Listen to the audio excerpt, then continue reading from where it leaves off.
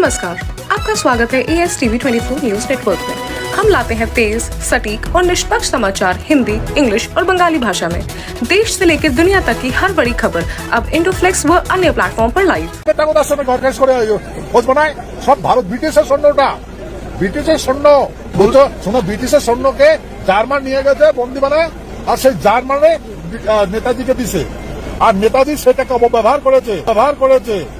তো সেই ব্রিটিশের বিরুদ্ধে যে আজাদিন ফৌজ গান ধরেছে, বন্দুক ধরেছে, তাদের স্ট্যান্ড হ্যান্ড কেন দিল না, মৃত্যুদণ্ড কেন দিল না, তাদের শাস্তি দিল কেন? বঙ্গবিভূষণ কেড়ে নেওয়ার কয়েক ঘন্টার মধ্যেই বদলে গেল সুর।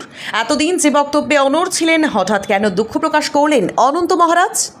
সত্যি অনুশোচনা নাকি পরিস্থিতির চাপে বদলে গেল অবস্থান? চলুন জেনে নেওয়া যাক। চলুন জেনে নেই বিস্তারিত।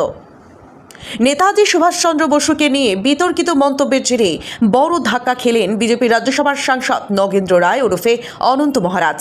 13ই আগস্ট তার কাছ থেকে বঙ্গবিভূষণ সম্মান প্রত্যাহার করে রাজ্য সরকার। আর এর কয়েক ঘন্টার মধ্যেই সোশ্যাল মিডিয়ায় নিজের বক্তব্যের জন্য দুঃখ প্রকাশ করলেন তিনি।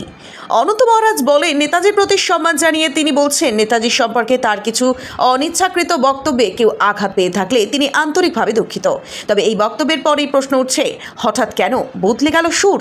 এতদিন নিজের বক্তব্যের পক্ষে সাফাই দেওয়ার পর এখন কেন ক্ষমা চাইলেন তিনি? নেতাজিকে নিয়ে তার মন্তব্যের পর থেকেই রাজনৈতিক মহলে বিতর্ক তৈরি হয়েছিল। এর মধ্যে তার ঘনিষ্ঠ কয়েকজনকে গ্রেফতার এবং এফআইআর হওয়ার খবরও সামনে আসে। যদিও তার ক্ষমা প্রার্থনা সরাসরি আইনি চাপের কারণে এমনটা নিশ্চিতভাবে বলা যাচ্ছে না, তবে পরপর ঘটনায় জল্পনা বাড়ছে। এখন প্রশ্ন, সত্যিই কি অনুশোচনা নাকি পরিস্থিতির চাপে এই সুর বদল? নজর থাকবে আগামী দিনে রাজনৈতিক ও আইনি পদক্ষেপের দিকে।